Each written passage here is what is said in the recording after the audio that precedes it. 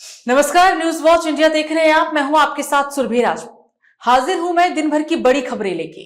आज हम इस बुलेटिन में बात करने वाले हैं राम मंदिर के निर्माण के पहले वर्षगांठ की। बात करेंगे सूबे के मुखिया सीएम योगी के द्वारा ली गई कैबिनेट बैठक की और जानेंगे आखिर क्यों एक बार फिर से केंद्रीय मंत्री जीतन राम मांझी ने बदल दिया है पाला। खबरों में आगे बढ़ते हुए आपको बताएंगे कि संभल में मिले एक और प्राचीन कुएं का क्या है राज। आगे आपको बताएंगे आखिर क्यों आयकर विभाग की कार्रवाई से पूरे बॉलीवुड में डर का माहौल बन गया है।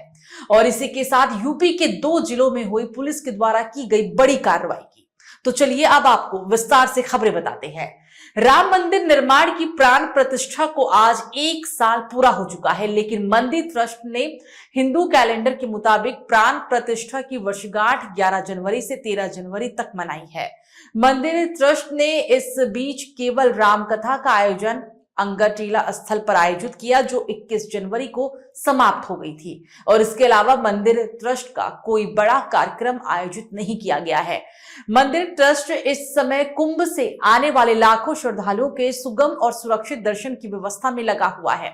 मंदिर की तरफ से ट्रस्टी डॉक्टर अनिल मिश्र ने बताया है कि दर्शन की अवधि बढ़ा दी गई है। दोपहर और शाम में 1-1 घंटे समय बढ़ाया गया है। साथ ही मंदिर में दर्शन के लिए जाने वाले श्रद्धालुओं की कतारें भी बढ़ाने पर निर्णय लिया गया है। चलिए खबरों में आगे बढ़ेंगे। प्रयागराज में आज उत्साह के साथ सरकारी गतिविधियों की हलचल से भरा रहा और इसी के साथ उत्तर प्रदेश सरकार ने आज प्रयागराज के मेला क्षेत्र में एक अहम बैठक की है। सीएम योगी के द्वारा अध्यक्षता में की गई इस विशेष कैबिनेट बैठक में राज्य के लिए कई महत्वपूर्ण प्रस्तावों और योजनाओं को मंजूरी दिए जाने की संभावना भी थी। इस बैठक में उत्तर प्रदेश मंत्रिमंडल के सभी 54 मंत्री आए थे। कैबिनेट की बैठक आज दोपहर से अरल स्थित त्रिवेणी संकुल में शुरू हुई। संगम पर आने वाले तीर्थयात्रियों को होने वाली असुविधा से बचाने के लिए स्थान परिवर्तित कर लिया गया था। कैबिनेट की बैठक के बाद संगम पर सीएम योगी आदित्यनाथ और मंत्रिमंडल के सदस्य पूजा अर्चना करेंगे और फिर संगम में पवित्र डुबकी भी लगाएंगे। ये दूसरी बार होगा जब सीएम योगी आदित्यनाथ अपने मंत्रिमंडल के साथ संगम जाएंगे।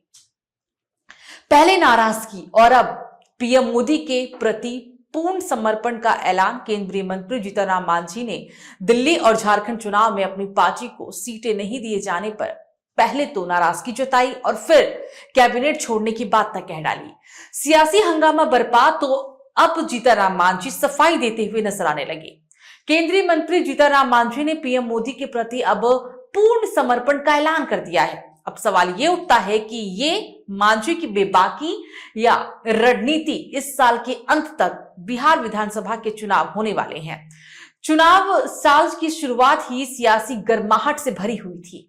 मांझी ने रामचरितमानस की चौपाई भय बिनु होय ना प्रीत का जिक्र कर स्पष्ट किया कि हम फरियाना नहीं चाहते हैं कि हमको इतनी सीटें दे दो, लेकिन कहते हैं कि वजूद के आधार पर सीट दो। उन्होंने लोगों से सीधे मुखातिब होते हुए कहा कि हमको कोई फायदा नहीं है, आपके फायदे के लिए ही कह रहे हैं। तो वहीं संभल शाही जामा मस्जिद से करीब 150 कदम की दूरी पर मृत्यु कूप मिल गया है। जिस इलाके में ये कुआं मिला है वो हिंदू बाहुल्य क्षेत्र है। स्थानीय लोगों का कहना है कि ये कूप 19 कूप में से एक रूप है। सबसे पहले यहाँ का जल पीकर ही आगे पूजा पाठ करने के लिए श्रद्धालु जाया करते थे। संभल में खुदाई के दौरान प्राचीन कुआं मिला है और उसे मृत्यु कूप यानी कि मौत का कुआं बताया जा रहा है। ये प्राचीन कूप सदर कोतवाली इलाके के सरथल चौकी के नजदीक मिला है। डीएम राजेंद्र पेसिया के निर्देश पर कूप की खुदाई कराई जा रही है। 19 कूपों में ये विशेष कूप माना भी जा रहा है। जिस स्थान पर यह कूप मिला है वो कल्की विष्णु मंदिर से 200 मीटर की दूरी पर है। इस कूप को 30 साल पहले अतिक्रमण कर आसपास के लोगों ने कूड़ा कबाड़ डालकर बंद कर दिया था। तो आयकर विभाग ने अपनी छापेमारी का दूसरा दिन भी आज जारी रखा था, जिसमें प्रमुख फिल्म प्रोडक्शन हाउसेस जैसे कि एसवीसी, मैत्री मूवी मेकर्स और मैंगो मीडिया के परिसरों में जांच की कार्रवाई हुई। और इसी कड़ी में अधिकारियों ने इन फिल्म हाउसेस के तहत चल रहे वित्तीय लेन देन और टैक्स रिटर्न्स में कुछ गड़बड़ियां पाए जाने के बाद ये कार्रवाई भी की। आयकर अधिकारियों के मुताबिक इस जांच का उद्देश्य उन अनरिपोर्टेड लेन देन और टैक्स संबंधी गड़बड़ियों का खुलासा करना है जिन्हें फिल्म इंडस्ट्री से जुड़े लोग छिपा भी सकते थे। आयकर विभाग के अधिकारियों ने उच्च प्रोफाइल फिल्में खासकर के पुष्पा 2 सहित अन्य प्रमुख फिल्मों के बजट और आय की जांच भी शुरू कर दी है। माना जा रहा है कि विभाग इन फिल्मों से जुड़े वित्तीय लेन-देन की गहन जांच कर रहा है ताकि ये पता लगाया जा सके कि इनमें कोई टैक्स चोरी तो नहीं हुई है। पुष्पा 2 जैसी बड़ी बजट वाली फिल्मों में व्यापक वित्तीय एक्टिविटी होती है और आयकर विभाग को इनकी जांच करने में ये फिल्म अहम भूमिका भी निभा रही है। चलिए खबरों में आगे बढ़ेंगे और अब बात करेंगे यूपी के गाजियाबाद में हुए बड़ी कार्रवाई की। दरअसल यहां पे पुलिस और स्वाट टीम ने 3 गौवंश चोरों को गिरफ्तार कर लिया। पुलिस ने बताया कि मुखबिर की सूचना के आधार पर एक संदिग्ध ट्रक जो कि हिंडन एयरपोर्ट बाउंड्री की तरफ जंगल की ओर खड़ा था, जिसमें कुछ लोग रात में गाय चुरा कर ले जाने की फिराक में थे। पुलिस मौके पर पहुंची तो देखा कि 3-4 व्यक्ति जंगल में बैठी गायों को बांधने का प्रयास कर रहे हैं।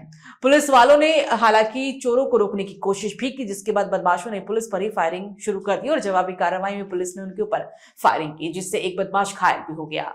घायल बदमाश परवेज से जब पूछताछ की गई तो उसने बताया कि हम लोग जंगल में घूम रही गाय और बैल को पकड़कर ट्रक में लादकर बाहर ले जाकर बेचा करते थे और अपनी पहचान छुपाने के लिए ट्रक का नंबर प्लेट भी बदल दिया करते थे। पकड़े गए बदमाशों पर करीब आधा दर्जन मुकदमे दर्ज है। आज दिनांक 21/22/1/25 की रात्रि थाना टीलामोड़ अंतर्गत थाना टीलामोड़ पुलिस और स्वाट टीम ट्रांस हिंडन के द्वारा संयुक्त रूप से थाना टीलामोड़ के वांछित अभियुक्तगणों की तलाश में मामूर होकर तलाश वांछित अभियुक्तगण और दबिश फरुखनगर रोड से वापस आ रहे थे। एक मुखबिर खास की सूचना प्राप्त हुई कि एक संदिग्ध ट्रक एयरपोर्ट बाउंड्री की तरफ जंगल में खड़ा हुआ है, जहां पर कुछ लोग गाय चोरी करके भागने की फिराक में है। इस सूचना पर पुलिस टीम सर्च करने के आशय से ट्रक के पास पहुंची तो देखा 3-4 लोग गाय को जो जंगल में बैठी हुई हैं उनको बांधने का प्रयास कर रहे हैं। पुलिस टीम के द्वारा जब इनको रोकने टोकने का प्रयास किया तो बदमाशों के द्वारा सीधा पुलिस टीम पर जान से मारने की नीयत से फायर कर दिया गया। पुलिस के द्वारा आत्मरक्षार्थ जवाबी फायरिंग की गई। इसमें एक बदमाश घायल हो गया, 2 अन्य मौके से भागने में सफल रहे। पुलिस टीम के द्वारा इनका पीछा किया गया और इनको घेरकर पकड़ लिया गया। जब इनसे पूछताछ की गई तो घायल बदमाश के द्वारा अपना नाम परवेज सन ऑफ रफीकुद्दीन जो कि लिसाड़ी गेट मेरठ का रहने वाला है बताया। इसके द्वारा यह भी स्वीकार किया गया कि 20/21/12/24 की रात्रि काका फार्म हाउस के पीछे गौवंश पशुओं का वध करने संबंधित घटना को इनके द्वारा अंजाम दिया गया था। दूसरे व्यक्ति के द्वारा अपना नाम मेहताब पुत्र कल्लू जो कि मेरठ का और तीसरे व्यक्ति के द्वारा शमशेर पुत्र पप्पू जो कि फतेहपुर का रहने वाला है बताया गया। घटना में प्रयुक्त गाड़ी के बारे में जब इनसे पूछताछ की गई तो उन्होंने बताया कि बरामद गाड़ी का प्रयोग गाय बैल जो जंगल में बैठे होते हैं उनको लादकर बाहर ले जाने में इसका प्रयोग करते हैं और अपनी पहचान छुपाने के लिए इन्होंने इसका नंबर प्लेट बदला हुआ है।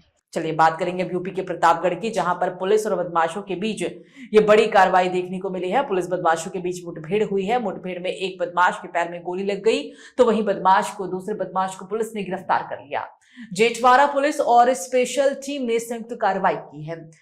पकड़े गए बदमाश ने बीते कुछ दिनों पहले माल भरी एक मारुति इको कार भी लूटा था। बदमाश के पास से हालांकि पुलिस ने एक तमंचा कारतूस बरामद कर लिया है।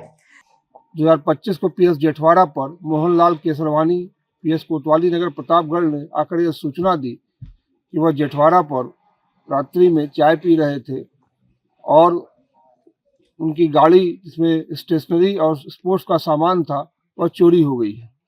इस संबंध में पीएस जेठवाड़ा पर तत्काल सुसंगत धाराओं में अभियोग पंजीकृत किया गया एवं पुलिस अधीक्षक महोदय द्वारा घटना के शीघ्र अनावरण के लिए 3 टीमों का गठन किया गया, जिसमें स्वाट टीम जेठवाड़ा प्रभारी एवं स्पेशल टीम थी। आज मुखबिर की सूचना के आधार पर सुबह प्रातः चेकिंग चल रही थी। इसी दौरान एक गाड़ी आते हुए दिखाई दी। जब उसको रोकने का प्रयास किया गया तो उन्होंने गाड़ी को वापस मोड़ते हुए भागने की कोशिश की। पुलिस ने भी इनको दौड़ाया, जिसमें से 2 बदमाश निकलकर भागे। एक ने पुलिस पार्टी फायर किया। आत्मसुरक्षार्थ पुलिस ने भी फायर किया, जिससे एक बदमाश के पैर में गोली लगी एवं दूसरे बदमाश को दौड़ाकर पकड़ा गया।